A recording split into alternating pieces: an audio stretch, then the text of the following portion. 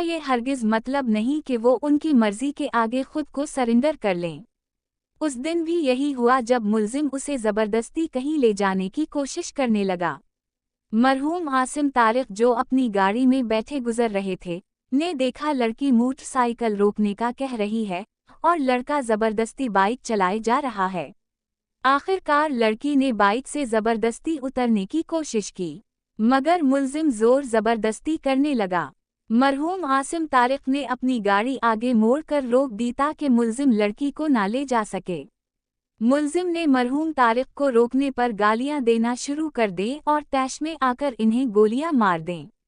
सवाल ये पैदा होता है कि मुल्जिम ने अपने साथ पिस्तौल क्यों रखी थी। ये अमर जाहिर करता है वो लड़की को जबरदस्ती साथ ले जाना चाहता था और लड़की की मर्जी नहीं थी। हमारे मुआशरे में जबरदस्ती ख़वातीन को मजबूर करना, इन्हें अगवा करना, उनके साथ बालजबर जिना करना और अपने मुखालिफ को हल्की फुल्की गालम गलौच के बाद कत्ल कर देना आम बात हो चुकी है।